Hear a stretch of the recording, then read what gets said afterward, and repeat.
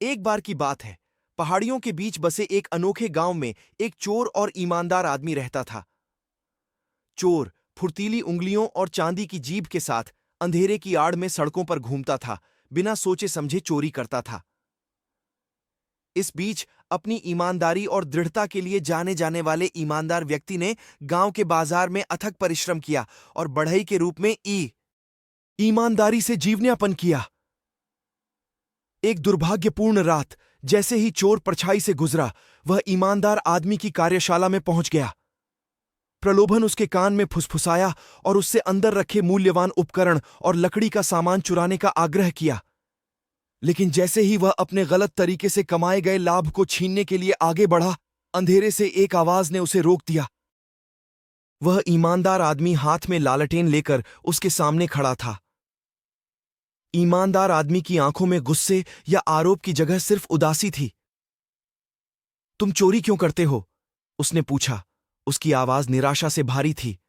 ईमानदार आदमी की नजर में ईमानदारी और करुणा से आश्चर्यचकित होकर चोर ने खुद को बोलने में असमर्थ पाया। अपने जीवन में पहली बार उसने महसूस किया कि उसके कार्यों का बोझ उस पर पड़ रहा है। भारी मन से चोर ने उस ईमानदार व्यक्ति के सामने अपने अपराधों को कबूल किया, उन संघर्षों और कठिनाइयों के बारे में बताया जिन्होंने उसे इस रास्ते पर लाया था। ईमानदार आदमी की दयालुता से प्रभावित होकर चोर ने उसी क्षण अपना जीवन बदलने की प्रतिज्ञा की। ईमानदार आदमी के मार्गदर्शन से उसने ईमानदारी से काम किया और उन लोगों का कर्ज चुकाया जिनके साथ उसने अन्याय किया था। यद्यपि मुक्ति का मार्ग लंबा और कठिन था, चोर उस पर दृढ़ संकल्प के साथ चला, ईमानदार व्यक्ति की करुणा के प्रकाश द्वारा निर्देशित।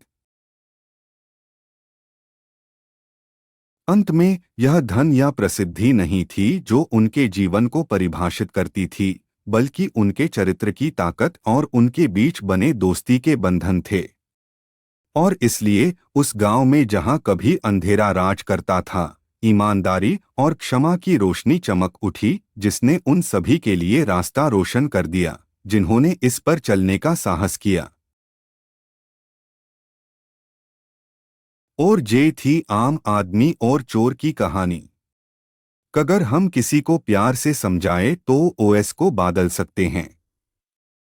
ऐसी और वीडियो देखने के लिए लाइक और सब्सक्राइब करें ताकि हम और ऐसी वीडियो बना सकें।